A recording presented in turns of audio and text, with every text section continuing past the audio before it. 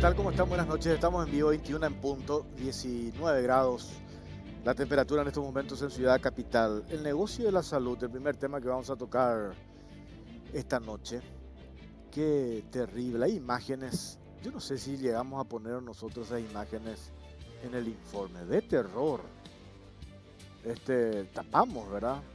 De terror. ¿Se acuerdan la semana pasada la Superintendencia de Salud estuvo en un sanatorio, en realidad no un sanatorio, una clínica privada que funcionaba, tenía la autorización de funcionar como una clínica donde tenían que hacer consultas médicas. Sin embargo, realizaban internaciones.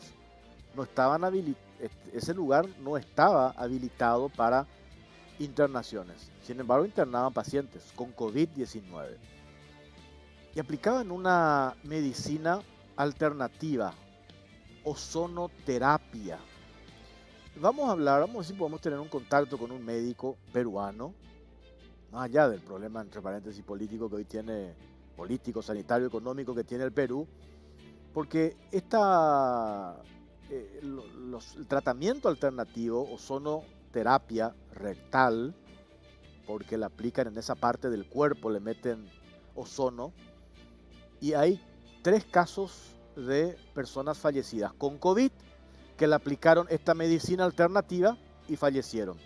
Hay una denuncia penal de por medio ya sobre esta clínica, la Averó, que fue intervenida, clausurada temporalmente la semana pasada. Hay 2 clínicas más, no voy a decir el nombre, hay 2 clínicas más que van a ser intervenidas próximamente por la Superintendencia de Salud. Mismo modus operandi. Tienen la habilitación para que funcionen como una clínica privada, hacer consultas, pero la gente ante la desesperación decide acudir para recibir tratamiento alternativo para hacer frente al COVID-19. Digo la desesperación de la gente porque ya tenemos hospitales que están saturados en el sector público y en el sector privado. En este informe van a ver estas imágenes de terror, esta medicina alternativa. Y lo más grave es que veo y hay gente que sigue creyendo en esta medicina alternativa. Esto arrancó en el Perú. Las cifras en el Perú, más de 170.000 fallecidos. Se dio a conocer números oficiales porque había un subregistro en el Perú. Allí esta medicina alternativa de la ozonoterapia empezó a correr. Eso después se traslada al Brasil y miremos cómo están en números de COVID Perú, de muertes, y cómo está Brasil y ahora cómo estamos nosotros. Hasta ahora no salió todavía el informe del día de hoy, el informe COVID. Enseguida me avisan cuándo está, vamos a compartir con la audiencia. Estamos aguardando ese informe. Tenemos preparado este material poniendo en contexto lo que pasó con esta clínica que operaba de manera irregular, reitero, no tenía la habilitación para hacer internaciones, y la medicina alternativa que aplicaban y la demanda de por medio. Y vamos a ver si podemos hablar con Carolina Benítez, es hija de una paciente fallecida. Le aplicaron la ozonoterapia a la madre y esta mujer falleció. Y hay otros 2 casos y hay denuncias de por medio. Terrible cómo se aprovecha esta situación de pandemia, se aprovecha la desesperación de la gente y están lucrando con la salud y planteando esto que tiene que ver con la medicina alternativa. Veamos el informe.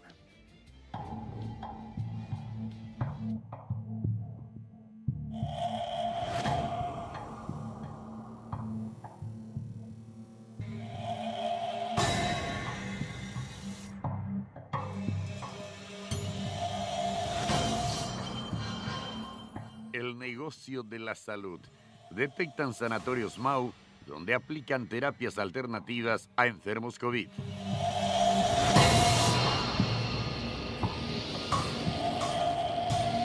El test de hisopado mostraba resultado positivo. Llevaba varios días sintiendo la falta de aire y dolores en todo el cuerpo. La radiografía de tórax reveló que ambos pulmones estaban completamente infectados. Habían pasado 15 horas desde su traslado de la clínica La Averó, donde el médico le aplicó plasma, vitaminas y le diagnosticó neumonía bacteriana. Fernando Nicora López Moreira, exdiputado del PLRA, falleció el 22 de agosto del año pasado en el Sanatorio La Costa. Su caso desencadenó un proceso de investigación fiscal por homicidio culposo contra el médico Aurelio Espínola Caballero y la clausura del Sanatorio Lavero. Se investigan más muertes de pacientes COVID ocurridas en el mismo sitio. El equipo de la Caja Negra accedió a documentos y testimonios exclusivos de más víctimas que revelan el modus operandi de Clínicas Mau, donde se aplican terapias alternativas sin aval científico a pacientes COVID. Salud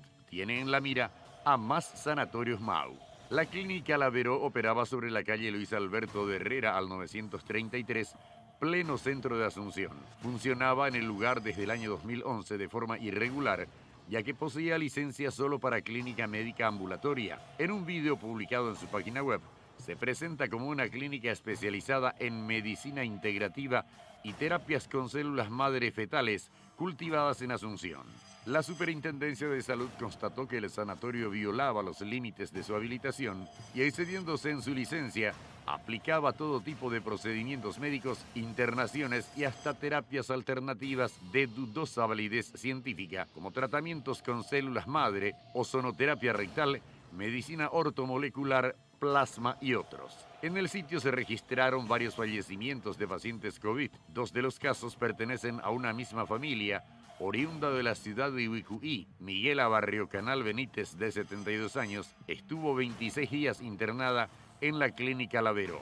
La mujer, de acuerdo a la denuncia de los familiares, fue sometida a ozonoterapia rectal y ante el empeoramiento de su cuadro, fue trasladada al Sanatorio Santa Bárbara, donde finalmente falleció tras 5 días de internación.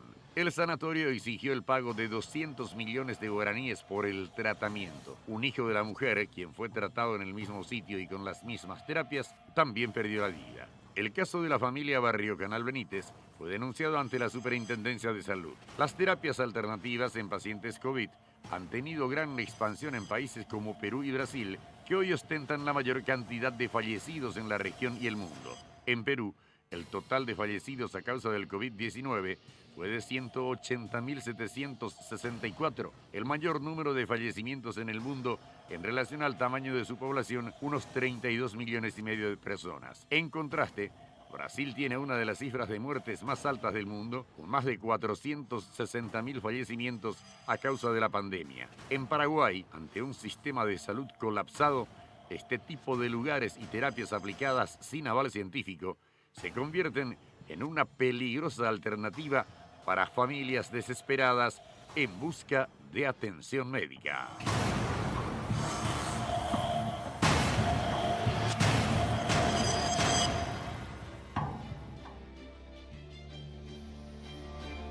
De terror, ¿no?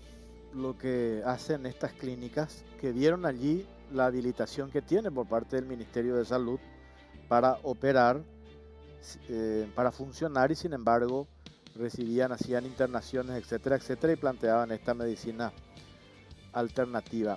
Está en línea, en comunicación, Carolina Benítez, es hija de una paciente fallecida. Carolina, estás en línea, ¿cómo te va? Buenas noches. Buenas noches. Bueno, Carolina, de terror esto que estábamos viendo en el informe. Contanos, por favor, y compartí tu caso, tu testimonio con la audiencia de la Caja Negra.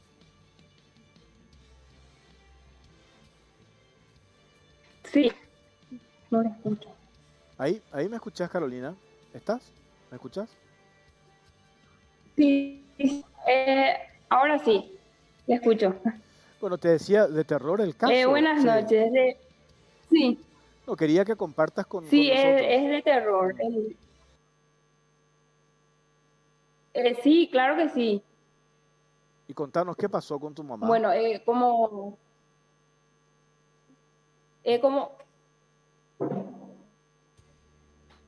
como saben, somos aquí del interior, y cuando mi mamá se puso mal, decidimos la Asunción. Como no conseguíamos lugar en ese, y donde se podía, pedían una suma, y en ese momento no disponíamos de esa cantidad. Y por sí, mi hermano, el finado, que también falleció en esa misma clínica, o sea, que era muy amigo del dueño, nos dijo que en la clínica Lavero, ya que ahí no nos pedían entrada. Ella estuvo internada 26 días. En ningún momento notamos mejora. Insistíamos en estar ahí, pero el médico nos decía que no hacía falta, que ella ya superó la enfermedad y que estando, era cuestiones de días para su alta. Con nuestra angustia y desesperación. De tanto insistir, grande fue la sorpresa que nos daba de alta con 5 balones de una sonda.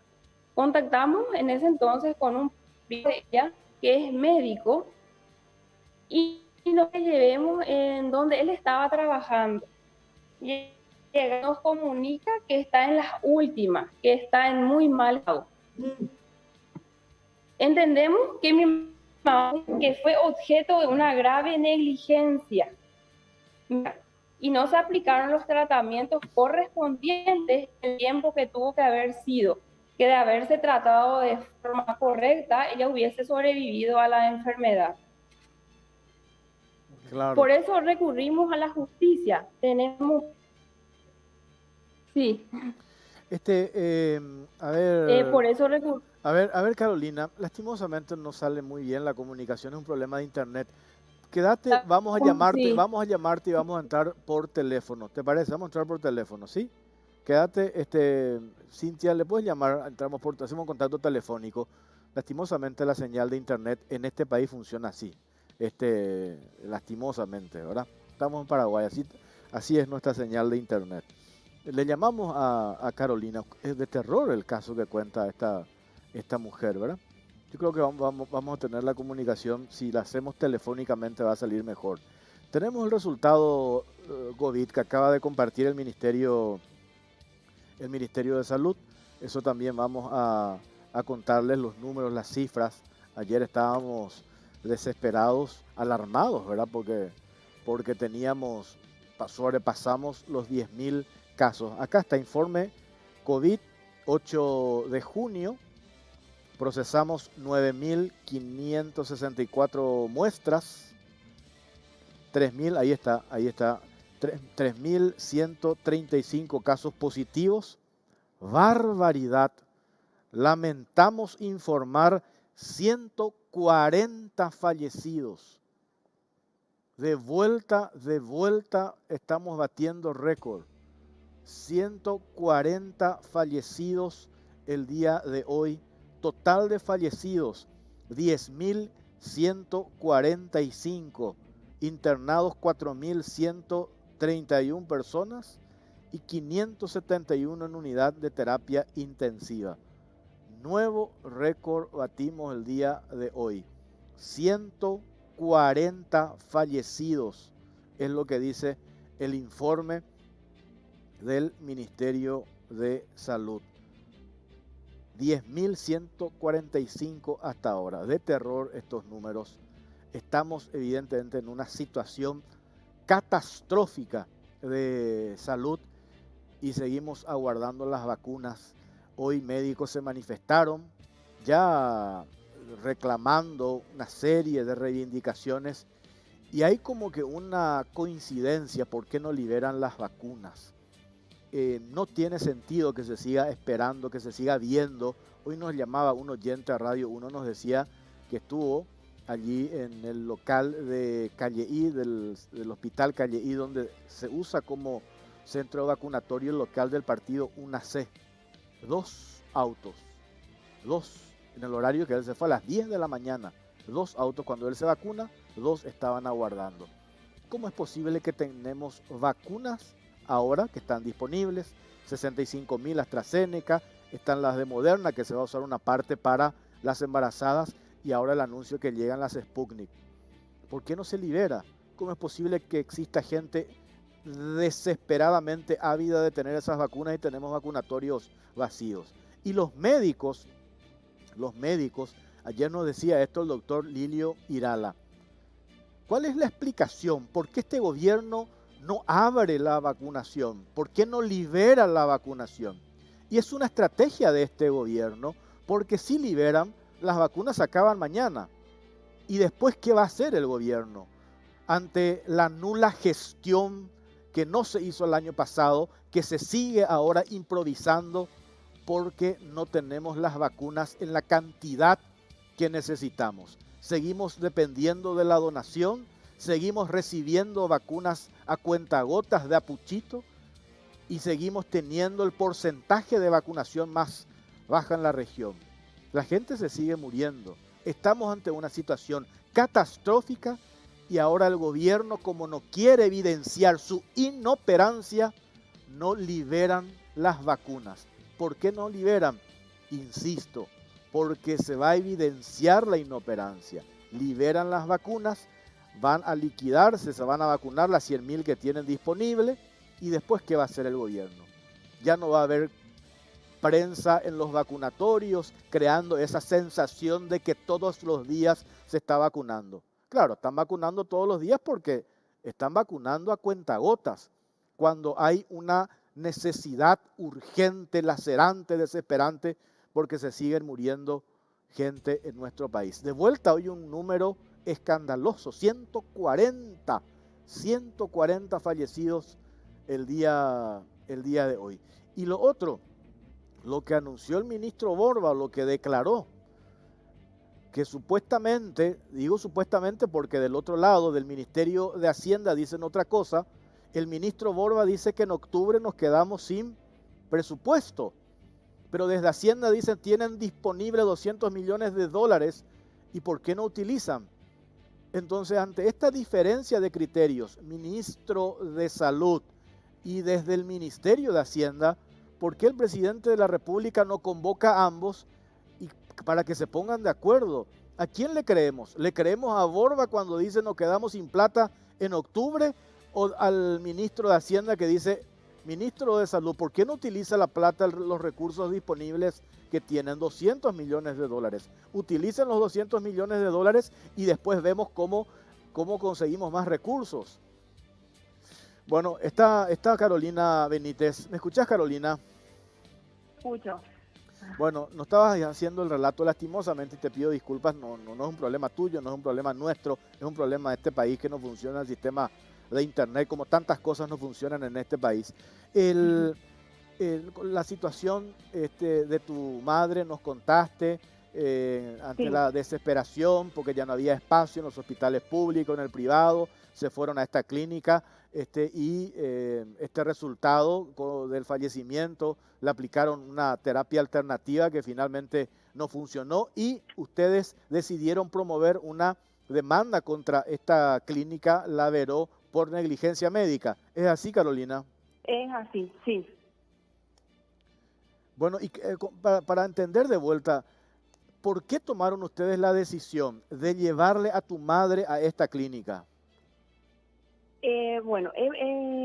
Sobre todo, el dueño de la clínica Lavero era muy amigo de mi hermano, el que también falleció ahí. Y como en ese momento no había lugar, no había sitio en donde estar y donde se podía, pedían una suma X. Y en ese momento nosotros no disponíamos. Entonces, por insistencia ahí de mi hermano, le llevamos a la clínica Lavero, ya que ahí no nos pedían fe de entrada. Ella ahí estuvo internada 26 días. En ningún momento notamos mejora. Insistíamos en sacarle de ahí, pero el médico nos decía que no hacía falta, que ella ya superó la enfermedad y que estaba mejorando. Y era cuestión de día para su alta. Y así jugaba con nuestra angustia y desesperación. Y de tanto insistir, grande fue la sorpresa que nos daba de alta con 5 balones de oxígeno y una sonda. Entonces ahí fue cuando contactamos con un primo de ella, que es médico, y nos dijo que le llevemos en donde él estaba trabajando. Llegando ahí nos comunica que está en la última, que está en muy mal estado. Entendemos que mi mamá fue objeto de una grave negligencia médica y no se aplicaron a los tratamientos correspondientes en el tiempo que tuvo que haber sido que de haberse tratado de forma correcta, ella hubiese sobrevivido a la enfermedad. Porque ellos ahí no le trataban como una persona que estaba con COVID. Que hacían todo, revitalización con oxígeno, aplicación de vitamina C. Son cosas que no tienen nada que ver con la enfermedad. Por eso que tuvimos a la justicia, tenemos fe y confiamos en ella. Claro. Que no pase con otras personas lo que a nosotros nos pasó. Carolina, a tu madre le aplicaron esta medicina alternativa conocida como la ozonoterapia. ¿A ella le trataron con eso? La ozonoterapia, tratamiento de ozono rectal, le aplicaban vitamina C y nosotros deducimos que de tanta aplicación de esa vitamina C ella tuvo diabetes, llegó a tener 520 y de ahí no bajaba. Qué bárbaro. ¿Tu hermano también falleció en esa clínica, en esta misma clínica? Él estuvo ahí. Y después de 4 días de haber salido de ahí, él falleció. Pero también en la última llegó él se fue al Hospital Nacional, pero llegó en las últimas. Así como mi mamá llegó también. Los mismos síntomas. ¿Y quién autorizó que le apliquen esta medicina alternativa, la ozonoterapia rectal? ¿Quién tomó esa decisión? ¿Ustedes avalaron eso? ¿Fue bajo consentimiento de ustedes? No, el doctor Aurelio, supongo. Porque él era el que daba todas las indicaciones a las licenciadas, a los doctores. Pero no contaban con un plantel de médicos. De urgencia tenían un solo médico y una licenciada, y habiendo 3, 4 internados ahí. Y mi mamá tenía sobrepeso y para alzarla a ella era imposible, y con un médico y una licenciada era imposible. Estas imágenes que veíamos recién, no sé si podemos poner eso, Dante, esas imágenes que borramos del cuerpo, esa imagen es de tu madre, que le dejaron en esa situación, el cuerpo, la parte de atrás totalmente quemado, destruido. Esa es la imagen de la fotografía de tu madre que ustedes arrimaron a la denuncia que formalizaron, Carolina. Y sí, son las escaras. Y según el médico, por haber estado sentada 26 días, porque ella estaba sentada en un sofá 26 días. Boca abajo, porque según el doctor, así ella podía saturar mejor. Claro. Y se ve también que la higienización era que no le hacían lo que tenían que hacerle. Ahí estamos viendo, ahora decidimos tapar porque la imagen es muy fuerte, Carolina. Eso que estamos viendo es la parte de atrás de la madre. Tiene el trasero totalmente quemado en esas condiciones. Y son de las escaras, pero nosotros nunca nos dimos cuenta que eso tenía. Qué bárbaro. Y nosotros tenemos acá 3 casos más que después lo vamos a dar a conocer, similares al tuyo, que pasaron exactamente por lo mismo. Por eso entiendo esto que vos estás diciendo, que decidieron formalizar esta denuncia para que ninguna otra familia pase por esto que ustedes pasaron, Carolina. Sí. Ay, no sé ni qué decir. Sí, me imagino. Es tan fuerte todo lo que vivimos ahí. Era una incertidumbre día a día. Que nos decían que ya estaba bien, que ella ya superó a la enfermedad. ¿Cuánto les costó esto, Carolina? ¿Cuánto tuvieron que pagar? Y la cuenta es de 210 millones, pero solo la mitad tuvimos que pagar. Claro, qué bárbaro, de terror. Carolina, te agradecemos tu tiempo, mucha fuerza. Sí, vamos a hacer el seguimiento a esto, el seguimiento a la denuncia, cómo avanza. Vamos a hablar incluso también con tus abogados más adelante. Te agradecemos este contacto, Carolina. Fuerza, muchas gracias. Y gracias a ustedes y al interés. Bueno, Carolina. Por el interés. Sí, es de interés general. Imagínate, Carolina Benítez, hija de la paciente falleció. Ustedes vieron esas imágenes. Le aplicaban ozono terapia rectal. Le metían ozono en el trasero a esta mujer. Y miren cómo quedó el cuerpo, quemado. Y hay otros casos de esto. Medicina alternativa en una clínica que tenía habilitación, que no tenía habilitación para realizar internaciones o intervenciones quirúrgicas, y hacían. Esta clínica temporalmente está clausurada, esta clínica tiene que cerrar de por vida. Hay otras 2 clínicas que están actuando exactamente de esta manera y que en las próximas horas o días van a ser intervenidas por la Superintendencia del Ministerio de Salud. Queremos hablar, y está en línea, le agradecemos su gentileza, al doctor Samuel Pecho. Él es médico, neumólogo, él es de Perú, tiene un currículum acá impresionante, neumólogo, clínico, ocupacional, auditor médico del Hospital Nacional Edgardo Rebagliati Martins, coordinador y docente principal, un currículum larguísimo, extenso, investigador registrado en el Consejo Nacional de Ciencia, Tecnología e Innovación Tecnológica del Perú. Doctor, ¿cómo le va? Samuel Pecho, gracias por atendernos. Jorge Torres le saluda, buenas noches. ¿Qué tal, Jorge? ¿Cómo estás? Muy buena noche. Gracias por la invitación para poder compartir este tema de mucha trascendencia, como venía escuchando. Absolutamente, de terror, doctor. Nosotros borramos las imágenes, pero yo tengo acá en el teléfono 3 casos, imágenes de 3 casos, pacientes que fueron tratados con esto que le denominan medicina alternativa, la ozonoterapia rectal, y terminaron falleciendo con una deuda, 200 millones de guaraníes acá, que estamos hablando casi $40.000, poco más de $40.000, y los pacientes mueren y quedan el cuerpo totalmente destruido. ¿Qué es la ozonoterapia rectal, doctor, que estaba leyendo, se promocionó bastante y se utilizó bastante allí en tu país, en Perú, doctor?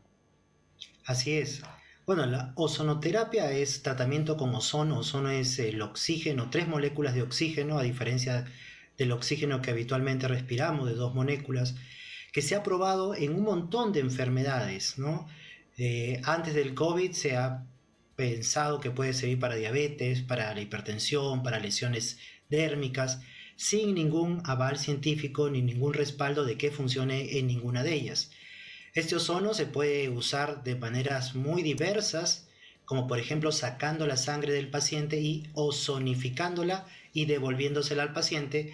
Y una de las maneras más invasivas y menos rendidoras clínicamente es colocando, como tú bien lo has dicho, una sonda a través del recto y a través de ahí insuflando este gas de ozono, que es una terapia que no es validada por la Organización Mundial de la Salud, ni la Organización Panamericana de la Salud, ni ninguna entidad científica acá en mi país, ninguna sociedad científica, ni el Ministerio de Salud, ni la Seguridad Social lo avalan o lo respaldan. Claro, pero sin embargo, esto se utilizó bastante. Estaba viendo publicaciones periodísticas en tu país, doctor.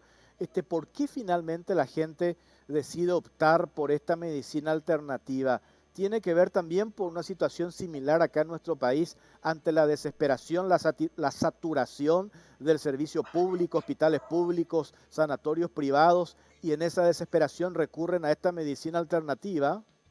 Sí, correcto. La misma situación que pasa allá es acá. Acá lamentablemente inclusive se ha promocionado en la televisión en hospitales nacionales de la Seguridad Social sin que haya un respaldo. Salen, entrevistan a neumólogos indicando que lo están usando. Hay que recordar que para poder probar cualquier terapia no validada, esta tiene que pasar por un comité de ética que apruebe que se puede implementar este tipo de terapias.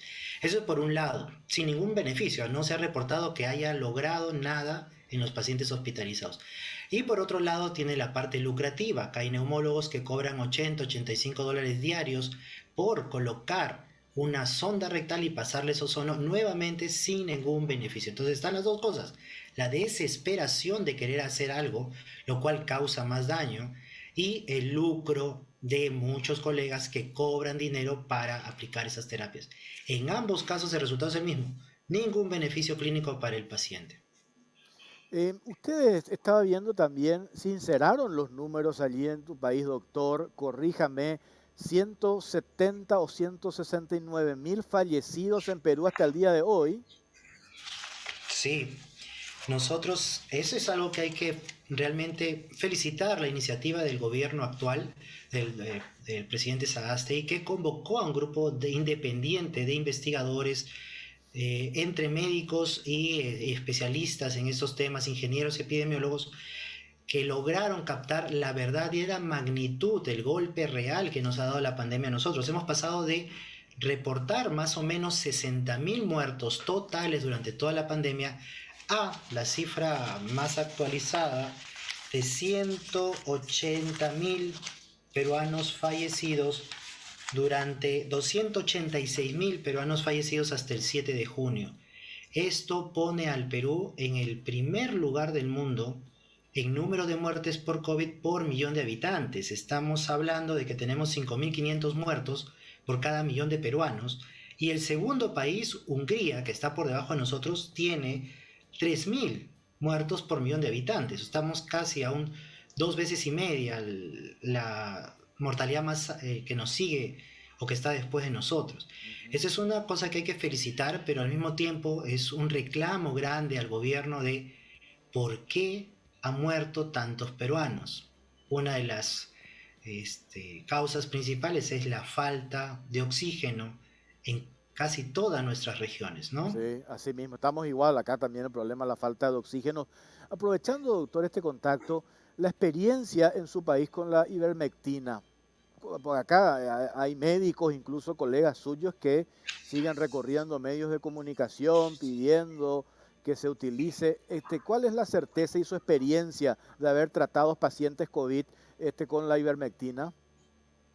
Bueno, yo puedo levantar mi mano derecha y decir que en toda la pandemia no le he recetado a ningún paciente ivermectina y los resultados son iguales.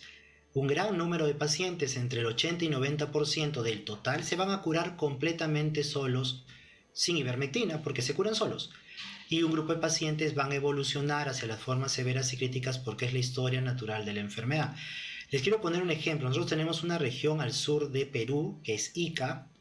Está también al lado de la costa. Ica tiene en este momento, con las cifras sinceradas, 7.870 muertos por millón de habitantes. El promedio peruano es 5.500. Ellos tienen 2.000 muertos más por cada millón de habitantes. Ica. ¿Por qué pongo ejemplo de Ica? Ica es la ciudad en el Perú, la región en el Perú, que más usa ivermectina como prevención, como tratamiento, para evitar que usen oxígeno, se reparte en las esquinas. La usan los médicos veterinarios, reparten ivermectina veterinaria a niños, a gestantes. El gobierno regional, el ejército reparte ivermectina, pero tienen la mayor mortalidad del Perú, que significa tener la mayor mortalidad del mundo.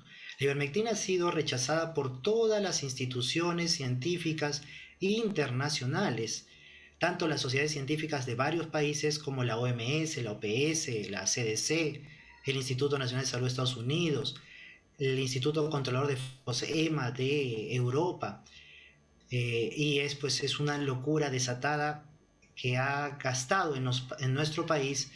Se ha invertido más de 120 millones de soles, que son algo así como 35 millones de dólares, en estos fármacos que no han dado ningún beneficio a nuestra patria.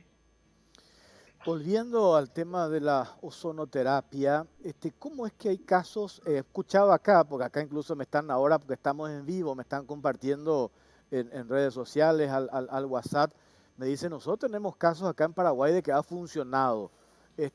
¿Hubo casos de la experiencia de esa medicina alternativa, tratar con la ozonoterapia rectal a pacientes con COVID, de que eso haya funcionado o se debe a otros factores que nada tienen que ver con ese tratamiento, doctor?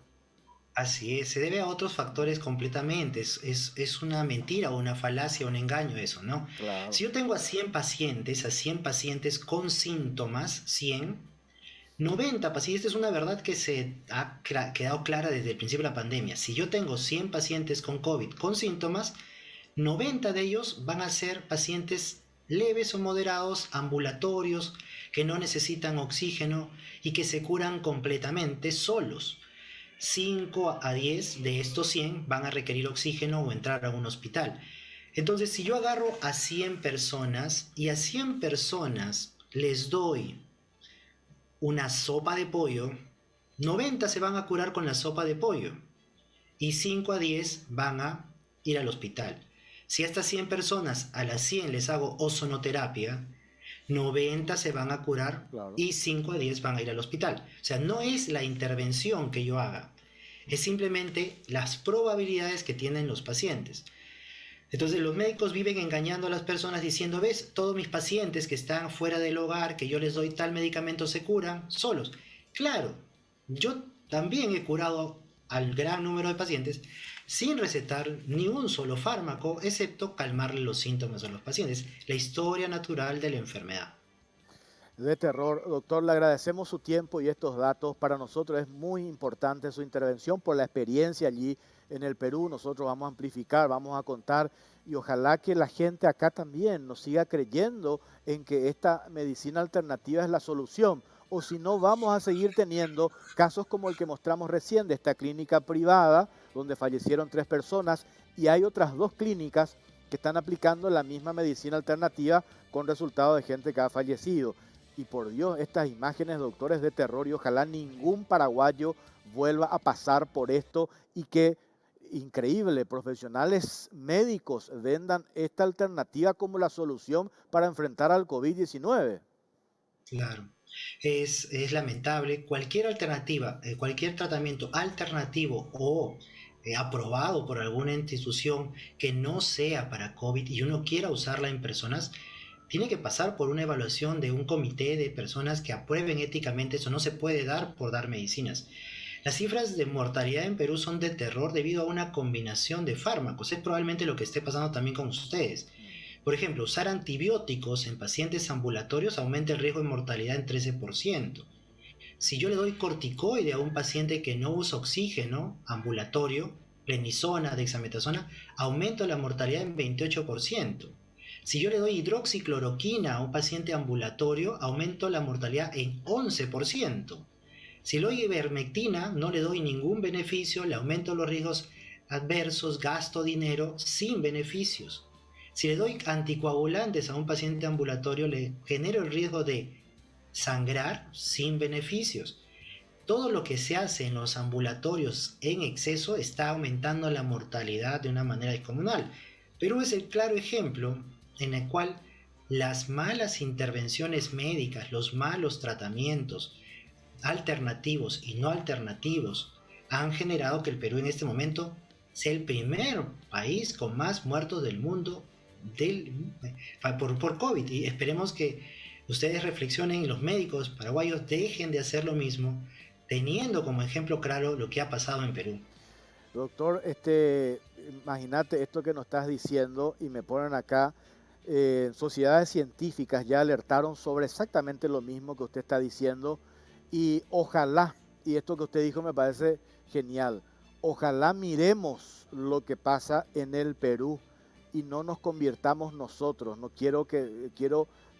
me quiero comparar con tu país por otras virtudes que tienen los peruanos, pero no queremos compararnos con ser el segundo país en la región, siguiéndole a Perú con números de fallecidos por COVID en estas circunstancias. Doctor, le agradecemos muchísimo estos datos, su tiempo, muy amable. Muy amable, buenas noches, muchas gracias. Muchas gracias, doctor, neumólogo, médico Samuel Pecho. También le agradecemos al doctor José Fusilo, por el contacto, por recomendarnos hacerle esta consulta al médico peruano Samuel Pecho. Nosotros podemos ser la próxima Perú, si seguimos, si no tomamos las medidas y dejemos no de creer en estas cuestiones que tienen que ver con la medicina alternativa. Hay que apostar a la ciencia, Todo lo que uno decida aplicarse para hacer frente a esta enfermedad tiene que pasar por un criterio científico, técnico.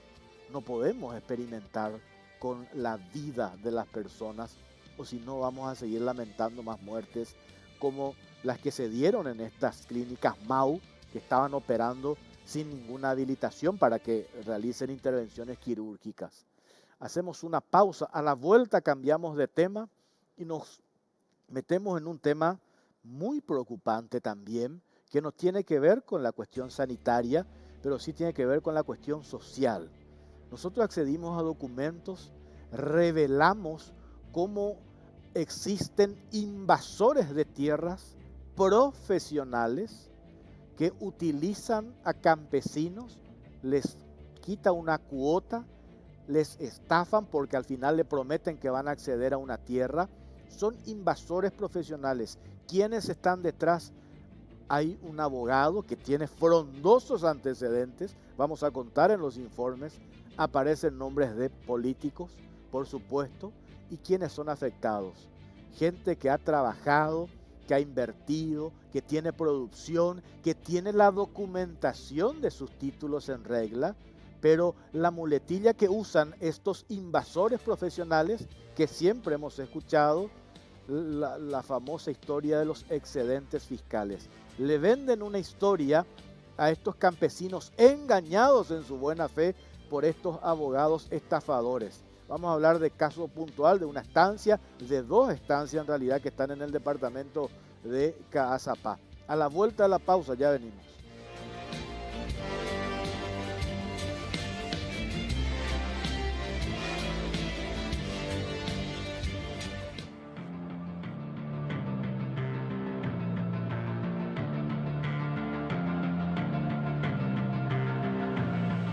¿Cómo operan los invasores profesionales? El modus operandi.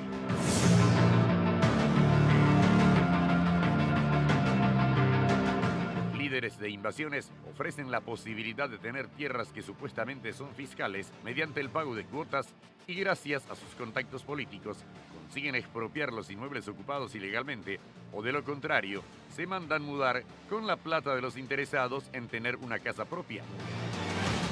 Así operan los denominados invasores profesionales de tierra.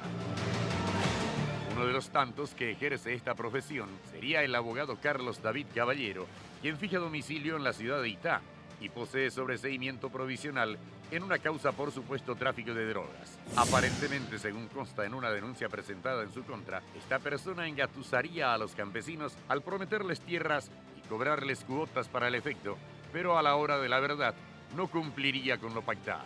El año pasado, los miembros de la Comisión Vecinal Sin Tierra de la colonia Yeroviá del distrito de Buenavista, departamento de Caazapá, formularon una denuncia contra Albín Erico Romero, Nancy Ofelia Domínguez y el abogado Carlos David Caballero por los supuestos hechos de estafa, asociación criminal y otros delitos. Según los campesinos, en septiembre del año 2018, la pareja y el abogado habrían orquestado un plan para engañar a la comunidad y así obtener un beneficio patrimonial importante. El modus operandi consistía en primero motivarles y luego pedirles dinero. Para el efecto, supuestamente Albín Romero y su esposa Nancy Domínguez comentaron que dentro de una estancia perteneciente a la familia Burro existía una gran extensión de tierra fiscal, incluso con título a nombre de Lindert, la cual podrían adjudicarse si se organizaban y conseguían un abogado bien bareté para que los represente. Conforme a la denuncia de los afectados, días después apareció el abogado Carlos David Caballero en una reunión realizada en la compañía Yeroviá Cuarta Línea.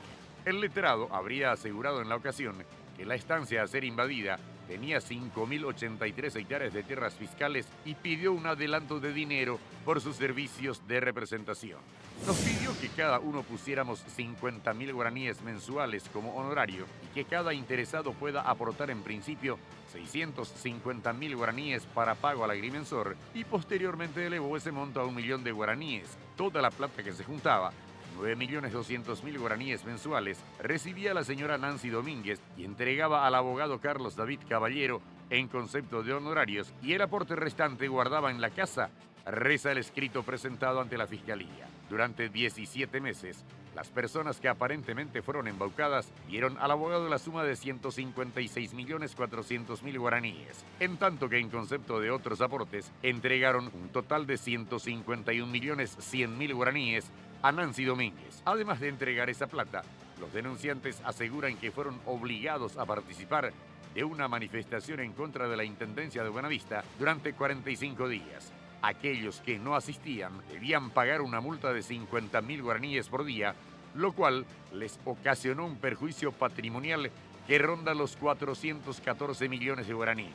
Todo esto lo hacían bajo la promesa de que cada uno obtendría 10 hectáreas de las supuestas tierras fiscales. Así fueron sembrando con engaños en nuestra mente el deseo de obtener una tierra propia. Nos dijeron que formásemos una comisión que iban a hacer reconocer ante las autoridades locales y el INDERT, expresaron los afectados. Además, detallaron que en fecha 22 de junio del 2019 apareció un agrimensor de nombre Fernando Conteiro para medir y lotear el inmueble y que junto con Carlos David Caballero supuestamente les ordenó invadir la propiedad en cuestión. Aseguraron que en todo momento el abogado les prohibió tomar fotos o grabar vídeos de la actividad y en especial a él. Sin embargo, algunos lograron documentar lo realizado. Estas pruebas fueron proporcionadas al Ministerio Público. Así también los engañados indicaron que los responsables del ilícito les hicieron creer que el INDERT había reconocido a su comisión llamada Agromensú y que ya se estaba tramitando la adjudicación de los lotes. A todo esto se suma que aparentemente llegaron a vender 10 lotes de manera directa por la suma de 3.500.000 guaraníes cada uno, según la denuncia presentada. Otros casos. El abogado Carlos David Caballero también tiene en su haber otros intentos de recuperación de tierras, como las que están ubicadas en el distrito de Ñacunday, parte de Santa Rosa del Munday y Domingo Martínez de Irala, que abarca una de 257.000 hectáreas y otras 77.539 hectáreas en el distrito de Tabapú, departamento de Alto Paraná, que supuestamente son excedentes fiscales y figuran a nombre del INDERT, pero estarían ocupadas por 2 personas extranjeras. Mientras las autoridades hacen la vista gorda a las ocupaciones irregulares, los profesionales invasores siguen actuando campantemente, azuzando estas prácticas con el único fin de sacar dinero a las familias que buscan un pedazo de tierra propia.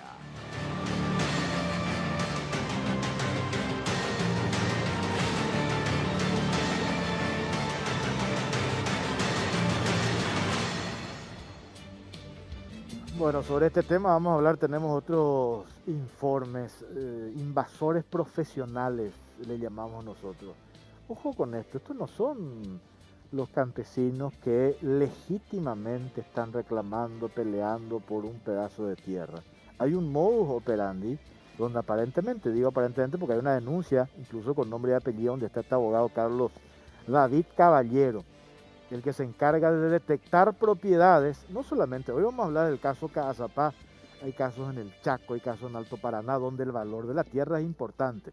Ellos no se van a otro lugar donde el valor de la tierra tiene un precio por debajo de $5.000 la hectárea, van a propiedades donde el valor de la tierra tiene un costo altísimo. Y se instalan allí, le utilizan a unos políticos y tal vez plantean incluso utilizando a gente del INDER para la expropiación. Y si eso ocurre, después lotean y se quedan con mucho dinero. Nosotros mostramos acá, caso puntual en Alto Paraná que afectaba y que involucraba, hemos dado a conocer incluso audios en el que se menciona a un senador, caso de Sixto Pereira, operando abiertamente. No digo que él esté en este caso, pero el esquema, el modus operandi es prácticamente lo mismo. Manuel Riera, doctor, ¿cómo le va? Buenas noches, Jorge, muchas gracias por la invitación, a las órdenes. ¿Invasores profesionales son estos? Son sobre todo la gente que dirige esto, Jorge. Es decir, como estabas diciendo, hay un modus operandi, consiste en alegar la existencia de un excedente fiscal. Y una vez que alegan el excedente fiscal, vienen, se instalan dentro, empiezan a medir las parcelas que se van a repartir y siempre hay alguna persona que dirige, alienta, en este caso es esta señora Nancy Domínguez, ella es generalmente la más agresiva y lamentablemente el procedimiento o el proceso para resolver el problema es largo. Entonces la invasión se produce inmediatamente. La violación a la propiedad privada es un delito continuo, o sea que el concepto de flagrancia está permanente. El doctor Silva, que entiende más de esto, te va a explicar. Pero el problema está en que la manera en que se desenvuelve la cuestión hace que esto hoy en día esté cerca de 60 días. Entonces, en 60 días el problema creció, los gastos son enormes, no solo para el sector privado, sino para el Estado, que cuando llega el momento de hacer el procedimiento que dispone el fiscal, hay una inmensa cantidad de gastos. Claro. De movimiento de policía, de maquinaria, de equipo, y también para el sector privado, ¿verdad? Entonces, hay gente que puede defenderse y hay gente que no puede defenderse y pierde su tierra, Jorge. Realmente es muy peligroso y sobre todo se manda un mensaje muy débil de la presencia del Estado cuando el Estado no actúa en cumplimiento de lo que manda la ley. Usted dice, hay gente que puede defenderse y gente que no, pero supongamos que pueda defenderse y terminan por cansancio entregándose. Si nos queremos tener problemas, vamos a entregarle estas 500 hectáreas que no les corresponde, pues terminamos cediendo, entregando para evitar unos problemas. Y eso es de terror. No, y aparte son muy agresivos, Jorge. Es decir, esta gente entra, destroza tus alambrados, te roba los portones, impide que continúe la siembra, amenazan a la maquinaria. Una maquinaria que vale 100.000 o 150.000 dólares no puede ser quemada. Entonces finalmente uno termina cediendo parte de un terreno que te pertenece porque tiene mucho más que perder si los enfrenta. Si uno los enfrenta en defensa propia, que la ley te permite, porque hay flagrancia, sin embargo uno termina procesado y con problemas más graves. Entonces hay que aceptar el procedimiento y hay que terminar perdiendo 60 días en una lucha que es sin cuartel, porque a veces se hace el procedimiento, tenemos experiencia, que se hizo el procedimiento, se va a la policía, vuelven a entrar, se va a la policía, vuelven a entrar. Entonces es un cuento de nunca acabar con una inmensa cantidad de gastos. Este es el caso más genérico. Me estoy al caso puntual y está el abogado que es de Cazapá, allí donde se dio este caso. Nos adentramos ya en el caso puntual, la estancia de los Burros. Está el abogado Rubén Silva, abogado de la firma Ita Sombrero, o esa es una de las estancias, ¿verdad? En realidad es abogado de las dos estancias invadidas, que pertenece prácticamente a la misma familia, ¿verdad? Así mismo. ¿Qué tal, doctor? ¿Cómo está, Jorge? Muchas gracias por la invitación y estoy para contestar las preguntas. La segunda vez que invaden esta propiedad. Es la segunda vez, Jorge. Justamente había un proceso penal que se había iniciado en la jurisdicción de San Juan Nepomuceno por una equivocación, digamos, procesal, porque ambas fincas, las invadidas, se encuentran dentro del distrito de 3 de Mayo, pero como que la jurisdicción más o menos se lo tenía como pertenecía a la colonia Yerovía, que es un distrito de San Francisco, de una localidad de San Francisco que pertenece a un distrito de San Juan Nepomuceno. La jurisdicción le otorgaron a San Juan Nepomuceno y ahí se llevó adelante el proceso anterior en donde yo no intervine todavía, y en donde infelizmente, digamos, fueron sobreseídos estos campesinos, supuestos campesinos, a raíz de una desidia fiscal, digamos, porque se hizo una pericia que nosotros todavía hasta el momento no vimos, en donde supuestamente un agrimensor dijo en su dictamen de que el lugar donde estaban ubicados los campesinos no estaba dentro de las fincas pertenecientes a mi cliente. Y de ahí que fueron sobreseídos. Tenemos este informe, podemos compartir ya puntual sobre este caso y después vamos a ir desmenuzando parte por parte. Compartimos el segundo informe, puntualmente las estancias invadidas de la familia Burró, allí en el departamento de Cazapá.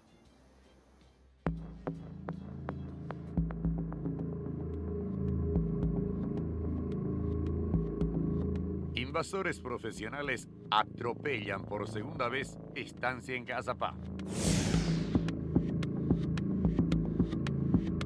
Hace 53 días, la estancia Ita Sombrero se encuentra invadida por 100 personas que construyeron precarias viviendas en el terreno. Esta es la segunda vez que los ocupantes se instalan allí. La estancia Ita Sombrero es un establecimiento ubicado en la colonia Yerovía, distrito de Buenavista, departamento de Cazapá, que pertenece desde hace décadas a la familia Burró Jiménez, la cual cuenta con el título de propiedad, mapeo georreferenciado, licencia ambiental, impuesto inmobiliario al día, entre otros documentos que avalan su legitimidad. Los propietarios del mencionado inmueble son muy reconocidos en el ámbito agropecuario por haber creado la Fundación Servicios de Salud Animal, Fundasa de Cazapá, por ser socios fundadores del Consorcio Regional de Experimentación Agropecuaria, Grupo CREA de Cazapá, y socios dirigentes de la Asociación Rural del Paraguay. La estancia Ita Sombrero posee tierras muy productivas que están siendo explotadas actualmente por la cuarta generación familiar, la cual se dedica a la ganadería, agricultura y rubro lácteo, y espera pasar la posta luego a los nietos para seguir con el negocio. Sin embargo, la familia Burro denuncia que gente malintencionada pretende destruir un trabajo de años al invadir nuevamente el inmueble. El pasado 16 de abril de este 2021 se registró la invasión del establecimiento por parte de un grupo de 70 personas. Los ocupantes ilegales fueron identificados como miembros del grupo de campesinos sin tierra Agromensú, liderado por Nancy Ofelia Domínguez. Según el acta policial de la intervención hecha luego de la denuncia de los propietarios, esta líder mencionó en esa oportunidad que ya habían invadido ese mismo lugar hace un año y que el grupo contaba con la documentación pertinente para volver a hacerlo. Sin embargo, sobre ese predio rige un amparo constitucional firmado por el Juzgado Civil, Comercial y Laboral de Yutí, circunscripción de Cazapá, a cargo del juez Miguel Ángel Riquelme, que establece una medida cautelar de urgencia de autorización de custodia policial para dar garantías a los propietarios de seguir trabajando y además para impedir el ingreso de personas extrañas al inmueble en disputa. Esta resolución judicial se dio luego de que en junio del 2019 haya sido ocupada inicialmente por unas 50 personas. El 28 de abril pasado, una comitiva fiscal policial fue hasta el sitio ocupado por los invasores y constató pequeñas casitas precarias construidas con carpas. Durante la intervención, unas 15 personas impidieron la entrada a las autoridades y una mujer que se identificó como encargada llamó a su abogado Carlos David Caballero para que converse con el fiscal Rodrigo Leperti, quien encabezaba la constitución. Este representante legal de los invasores informó al agente fiscal que iba a pasar por su unidad para interiorizarse de la denuncia. Tras eso, ante el hostigamiento que seguían sufriendo los propietarios del inmueble, el 6 de mayo el fiscal Rodrigo Lepretti solicitó a la Policía Nacional que garantice la protección y seguridad de los mismos. El 25 de ese mismo mes, solicitó que 200 agentes lo acompañen a un procedimiento de allanamiento previsto inicialmente para el 28 de mayo. 2 días antes de ese operativo, la policía detuvo a la líder invasora Nancy Ofelia Domínguez de Romero durante una patrulla preventiva en la vía pública. También se dio la aprehensión de otros involucrados, identificados como Antolín López Ríos y Aurelio López Reyes. El 27 de mayo, el comisario Víctor Barrientos, jefe del Departamento de Seguridad Ciudadana, informó a la Dirección General de Prevención y Seguridad que unas 100 personas, entre hombres, mujeres y niños, liderados por Nancy Ofelia Domínguez, siguen invadiendo las 2.200 hectáreas que abarcan un monte, río, mecanizadas, pastizales, campos y zona de ganadería. En ese lugar siguen asentados en 43 precarias casas. Según informaciones manejadas por efectivos de la subcomisaría de Yerovia, los invasores contarían con armas de fuego larga y corta, blancas, machetes, foizas, etc., y otros objetos peligrosos. De acuerdo con los denunciantes, además de ocupar ilegalmente, los invasores destruyeron la alambrada, el cultivo de maíz, la pastura y procedieron a la conexión clandestina al tendido eléctrico, entre otros hechos punibles de menor grado. La familia lamentó que los invasores atenten contra la fuente de trabajo que se ofrece en el sitio, ya que el personal y los contratistas son vecinos de la zona. Todo esto podría perderse mientras sigue pendiente el desalojo de los ocupantes ilegales.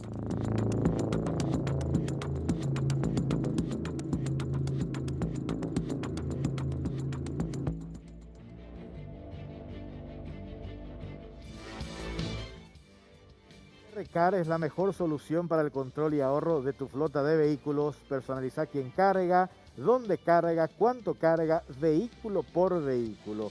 Con su sistema FullNet tenés control las 24 horas con reportes actualizados cada 5 segundos. Solicita tu VRCard al 417-5000. VRCard es de barcos y rodados. Doctor Silva, no se procedió todavía al desalojo en esta segunda invasión de estas dos estancias. Estamos hablando de dos instancias, Itá Sombrero y estancia Campo Florido. Nosotros pusimos todo en uno porque pertenece a la misma familia. En realidad son dos propiedades, creo que 4.000 hectáreas en total, 2.000, pero es toda una familia, ¿verdad? Así. Y ahí en la parte, la de invadida es, vaya casualidad, ¿verdad? La parte que da sobre la ruta, ¿verdad? Que se asfaltó hace poco, o que sos de allí, ¿verdad? ¿Hace cuánto llegó allí el asfalto. Y ahora se Ahora está terminado. se está haciendo, sí. Bueno, el desalojo, ¿por qué no se da? Bueno, te explico lo siguiente, Jorge. El desalojo es un procedimiento civil. Lo que en este caso en concreto lo que se va a hacer en esta propiedad, se va a hacer un procedimiento de aprehensión y la detención de las personas. Sí. La detención de aquellas personas que ya cuentan con orden de captura y la aprehensión de aquellas personas que están en estado de flagrancia. Entonces se le va a aprehender a estos que en ese momento están, como explicó el doctor Manuel, la invasión inmueble es un hecho punible de característica continua. ¿Qué quiere decir eso? De que la flagrancia no existe solamente al entrar en la propiedad, sino que permanece durante que la persona esté en la propiedad. Entonces, la flagrancia se va a utilizar para aprehender a las personas que están dentro de la propiedad, y aquellos que están con orden de detención que ya fueron identificados van a ponerse a disposición del Ministerio Público y del juzgado. ¿Qué documento ellos muestran para justificar la invasión? Esa es una pregunta que yo me hice también, Jorge, y en las intervenciones que nosotros hicimos aquella vez con el fiscal, nosotros fuimos a intervenir, a tomar los puntos, las coordenadas de las casitas donde están instaladas estos invasores, y ellos muestran el sobreseimiento definitivo. Les pregunto yo, señor, ¿qué documento a usted le ampara para entrar en una propiedad privada? Su sobreseimiento por una primera invasión. Por una primera invasión. Imagínate, Jorge, la respuesta que te dan, y el abogado al momento porque esta líder fue aprehendida, fue detenida, se le puso a disposición del juzgado, y en el momento del 242 el abogado se fue y se presentó, y como fundamento de su defensa presentó también el sobreseimiento definitivo. A ver, doctor Riera, yo puedo justificar, digo entre comillas, una invasión, pero mínimamente tengo que decir, pues acá tengo yo este documento y acá hay un excedente fiscal, este es un documento que conseguí del INDER y hay un litigio ya que viene desde hace años, y digamos que puedo buscarle la vuelta y justificar con eso. El caso de la estancia en Cazapá de la familia Burro, y eso estábamos compartiendo, ahí vemos imágenes, mirá lo que es. Esto ya está siendo explotada, estas dos propiedades, actualmente por la cuarta generación familiar. Esta familia que se dedica a la ganadería, ahí estamos viendo imágenes, a la agricultura, rubro lácteo, y ya la administración actual, el otro día hablamos nosotros con el señor Nicolás Burro, también con el señor Roberto Jiménez alias Cocho, le están transfiriendo ya a sus nietos estas imágenes que estábamos viendo.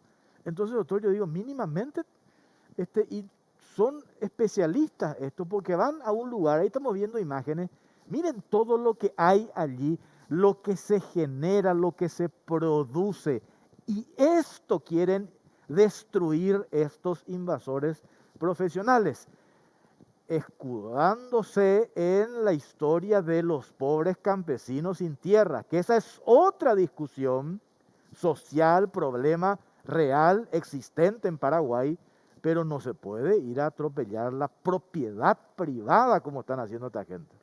Realmente ahí hay que poner las cosas en su lugar, Jorge. Es decir, no hay ninguna norma en el sistema jurídico paraguayo que autorice una invasión.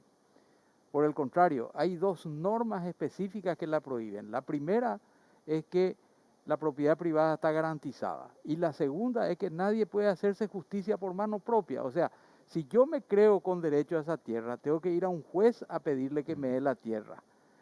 Cuando se habla de tierra rural, la gente no dimensiona el problema, pero imaginemos a alguien que esté en su casa y entran 5 personas y dicen, yo no tengo tierra, yo no tengo casa, y te ocupan las habitaciones, ¿verdad? Eso es flagrancia, que es lo que estaba explicando el doctor Silva. La ley autoriza a cualquier ciudadano a actuar cuando existe flagrancia, ni siquiera hace falta la policía. La policía con mayor razón.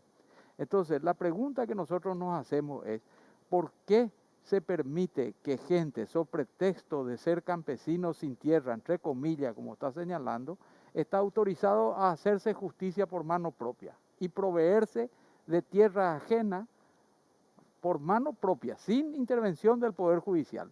¿Y por qué se permite que esa gente que está en estado de violación de la propiedad privada no sea aprehendida en el mismo acto?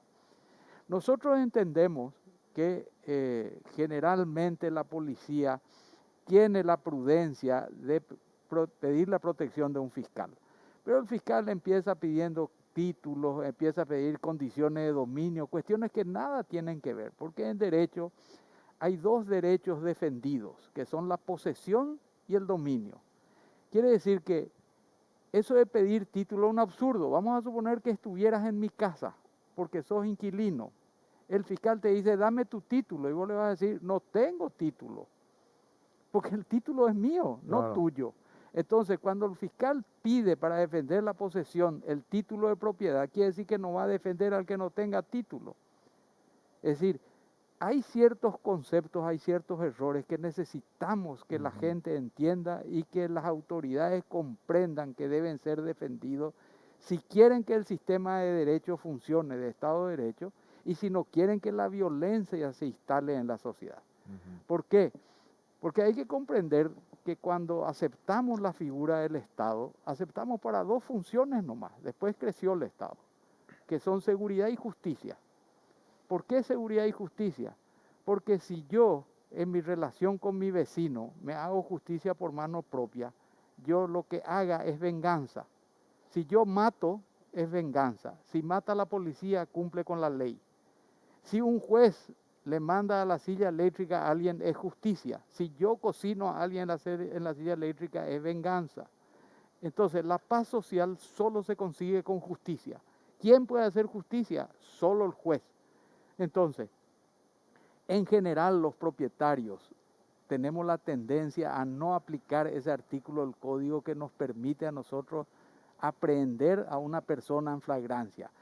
Estas cosas en la propiedad rural no se entienden, pero vamos a suponer que alguien está apuñalando a otra persona. Si yo llego al sitio, yo estoy autorizado a aprehender a la persona que está agrediendo para salvar a la víctima. No necesito buscar el fiscal ni la policía. Bueno, ¿cuál es la diferencia entre ese caso y la invasión a la propiedad privada? Ninguno. Claro. Vamos a suponer esto es propiedad privada, Jorge. ¿Acaso cualquiera puede apropiarse de esto? Entonces, ¿cuál es el problema de la propiedad privada? Los enemigos de la propiedad privada necesitan que nada sea de nadie. Porque si nada es de nadie, no hay intercambio. Y si no hay intercambio, no hay economía de mercado. Entonces, ¿por qué la izquierda apunta a la propiedad privada? Porque es la manera de destruir el sistema. Claro. Y si el Estado no nos protege, entonces finalmente se declara la ley de la selva. Y nosotros debemos impedir eso, Jorge. A propósito de eso, el Estado que dice acá el doctor Riera, ¿cómo está en Cagazapá, en este caso en particular? Yo accedí al documento del acta elaborado por la policía que intervino, que estaba muy bien hecho, entre paréntesis, me sorprendió, muy preciso, la intervención de la Fiscalía. ¿Cómo estamos en eso, doctor? Estamos bien. En realidad, Jorge, así como explicó el doctor Manuel, nuestros clientes son institucionalistas. Ellos optaron por seguir los conductos procesales correspondientes, Agotar las paso por instancias, paso. la policía documentar todos los hechos y con el acompañamiento fiscal, en donde el fiscal en 3 oportunidades se constituyó en el inmueble de Jorge, se tomó coordenadas, se determinó que los puntos ocupados por estos invasores están dentro de la propiedad. Eso se determinó con un informe pericial de peritos del Ministerio Público y peritos privados. Entonces se agotó todas las instancias procesales y ahora estamos esperando hacer el procedimiento, así como te dije, para la aprehensión de aquellos que no tienen aún orden de detención, que no fueron identificados todavía, porque en cada oportunidad en donde se constituye la policía, ellos desaparecen. Claro. Y en un momento dado ya aparecen en el inmueble. Entonces la idea es aprehenderle en estado de flagrancia a estos y a aquellos que ya fueron identificados, detenerles y ponerle a disposición del juzgado para que éste resuelva lo que corresponda. Carlos David Caballero, colega tuyo, ¿verdad? Y por ante colega dirían algunos, porque vi el antecedente que tiene, barbaridad. Es una barbaridad, ¿Eh? es una barbaridad. El antecedente que tiene este hombre, él está sindicado como el cerebro, en este caso, detrás de esta invasión, junto a esta otra señora de nombre Ofelia Domínguez, que aparece también con otros. Ellos se le vieron, hay videos incluso de que estaban allí en ese lugar. Sí, y Nancy ya fue detenida. Ella fue puesta a disposición del juzgado y el juzgado le otorgó medidas alternativas. Yo apelé esa resolución, le expliqué al Tribunal de Apelaciones que ella sin ninguna caución se le otorgó medidas, cuando que en otros casos se exige caución real a los imputados para que se le pueda otorgar medidas. Entonces yo cuestioné mi apelación y está eso para resolverse ante el Tribunal de Apelaciones. Y resulta muy ridículo, Jorge, como estás manifestando este colega, porque él llama, inclusive le llama al fiscal y le amenaza. A mí ya me mandó a amenazar a través de otros colegas. O sea que él prácticamente se siente dueño de la verdad y se siente dueño del... Trabajadores incluso de esta estancia que estaban haciendo su labor, ¿verdad? Fueron amenazados. Sí, hay también denuncias de eso, hay ¿verdad? denuncias. Que te cuente el detalle de cómo dispusieron sobre allá animales. ellos, Jorge, prácticamente le tienen como prisionero a los empleados de la estancia. Ellos se apoderaron de la estancia. Ellos no permiten la entrada de los ganados a una pastura. Sacaron alambradas, hicieron correr alambradas y ellos elaboraron su propio rumbo ahí dentro de la propiedad. Es más, lo más grave, Jorge, que un docente cuyo nombre es Aurelio, creo que ya está identificado, ya tiene orden de detención, ya adquirió supuestamente 100 hectáreas. Ahí. O sea que él va comprando de otros invasores. Claro. Imagínate eso, Jorge. ¿Y qué es lo que qué le vende? O sea, si no tenés un derecho que no un tiene. un derecho inexistente, Un ¿verdad? derecho inexistente. No, eso es terrible y las veces que te vas ahí te da mucha pena, Jorge, porque vos ves que se sienten impotentes los personales de la estancia. Porque trabajan allí, muchos ellos de trabajan, años, son muy pasivos, no pueden hacer nada, no pueden proceder y inclusive los invasores le dicen, yo verás en vago ahí porque si no, éramos pata Oscar. Y así se está manejando y están sitiados. Eso es la pura realidad, están sitiados. Tengo que hacer una última pausa. A la vuelta venimos con este informe, esta pretensión que tienen un grupo de legisladores, el senador Pedro Santa Cruz, de Cire Masi, de blanquear, entre comillas, tierras repartidas ilegalmente y despenalizar las invasiones de tierra. ¿Ustedes se imaginan qué hay detrás de esta pretensión que tiene este grupo de parlamentarios? Pausa y venimos con ese informe.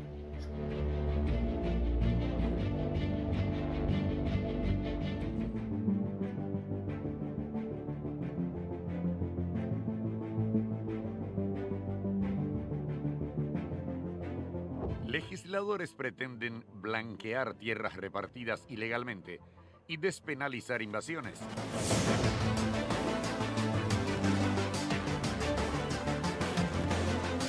En el circuito legislativo existen dos proyectos de ley que guardan relación con la tenencia de la tierra. Uno de ellos surgió en la Cámara de Diputados y propone modificar el Estatuto Agrario, pero sus detractores aseguran que solo blanquearía las tierras repartidas ilegalmente. La otra iniciativa fue presentada en la Cámara de Senadores y plantea despenalizar las invasiones y prohibir los desalojos luego de 6 meses de ocupación. En la sesión ordinaria del pasado jueves 3 de junio, la Cámara de Senadores rechazó la iniciativa parlamentaria que pretende modificar 16 artículos del Estatuto Agrario y que ya cuenta con media sanción de la Cámara de Diputados. Se trata del proyecto de ley que modifica y amplía varios artículos de la ley número 1863/2002, que establece el Estatuto Agrario y sus modificatorias, las leyes número 2002/2002, 2531/2004, 5881/2017, que fue presentado por los diputados Hugo César Capurro del PLRA, Avelino Dávalos Estigarribia de la ANR y Pastor Soria Melo de la ANR en junio del 2019. La propuesta, que fue aprobada en diputados en diciembre del 2020, tuvo un amplio rechazo cuando fue abordada en la Cámara Alta. Durante el debate, el presidente de la Comisión de Reforma Agraria, senador Pedro Santa Cruz del PDP, informó a sus colegas que realizaron mesas de trabajo donde pudieron escuchar a diferentes organizaciones sociales y que éstas expusieron su postura en rechazo al proyecto porque blanqueará ocupaciones de tierra en diferentes puntos del país. Así también, los senadores Hugo Richer del Frente Guazú y Enrique Salim Busarquis del PLRA consideraron que el proyecto era antipatriota y Fidel Zavala, del partido Patria Querida, manifestó que era una barbaridad porque no viene a solucionar el problema de fondo. Lo que dice el proyecto. En el artículo 88, el más polémico, se establece que los que ejerzan pública y pacíficamente la ocupación de inmuebles rurales en la región oriental al momento de la promulgación de la ley, que no sean considerados beneficiarios por única vez, tendrán derecho a adquirir la fracción ocupada. Quienes ocupen tierras y no cumplan con requisitos de ser beneficiarios de la ley deberán presentar una carta de oferta de compra. Además, no podrán ser adjudicados con más de un lote y la venta no será inferior al 70% del valor del mercado. Mientras que en el artículo 90 se menciona que los lotes otorgados bajo el Estatuto Agrario serán inembargables e inajenables. En el ítem 95 se resalta que no podrán ser expropiadas superficies menores a 300 hectáreas, en tanto que en el punto 106 figura que si el denunciante fuese el propietario del inmueble en el cual se comprobase la existencia de un excedente fiscal, tendrá derecho preferente para la adquisición en compra del excedente, sin pasar el límite máximo establecido. Ley para legalizar e incentivar las invasiones. Que amplía el artículo 142 del Código Penal, que es sobre invasión de inmuebles, ¿verdad? Al margen de la anterior propuesta legislativa, el senador Pedro Santa Cruz presentó el proyecto de ley que amplía el artículo 142, invasión de inmueble ajeno, del Código Penal, modificado por Ley 3440/2008. En la misma sesión ordinaria, el Senado aprobó estudiar la iniciativa dentro de 21 días. Según el proyectista, la normativa planteada delimita las actuaciones del Ministerio Público y la Policía Nacional en casos de ocupación de inmuebles, garantiza la vigencia de normas civiles y de juzgados competentes y prevé que el denunciante o reclamante recurra ante el fuero civil y comercial. De aprobarse, el artículo que habla de la invasión de inmueble ajeno incluirá los siguientes puntos. No configurará hecho punible de invasión de inmueble ajeno cuando la misma haya transcurrido 6 meses o más entre la fecha de inicio de la ocupación y su denuncia ante el Ministerio Público, en cuyo caso el denunciante podrá iniciar las acciones posesorias o reales que correspondan ante el fuero civil y comercial. Durante la sustanciación de dichas acciones, no serán ordenadas restituciones de inmuebles ni medidas cautelares que recayesen sobre los mismos, hasta tanto sea dictada resolución judicial sobre la procedencia del derecho invocado.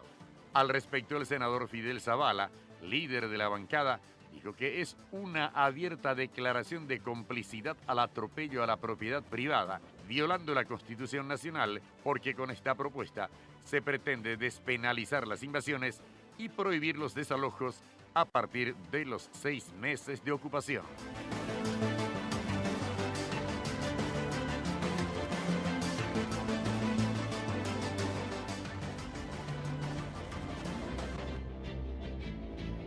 Bueno, nosotros vamos a seguir con este tema. Mañana en 30 más, toda la semana vamos a seguir desarrollando este tema. Doctor, ya no tengo más tiempo, te agradezco. Esto no tiene que correr, este proyecto Santa Cruz de Ciremas. Esto no puede correr. Una vergüenza. Una vergüenza.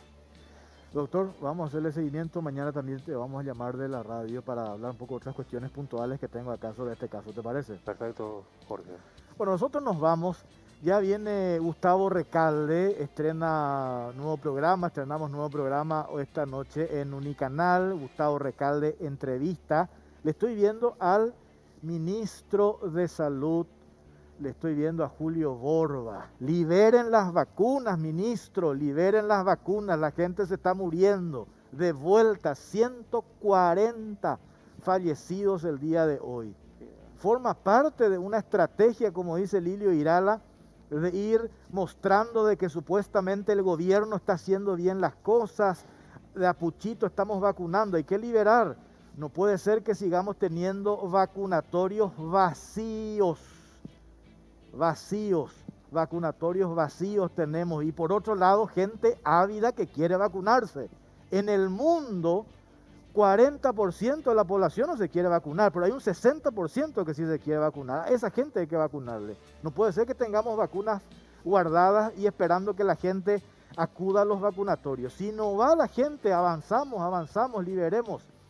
Ya viene Gustavo Recalde con la entrevista con el ministro de Salud, Julio Borba. Gracias por acompañarnos. Buenas noches.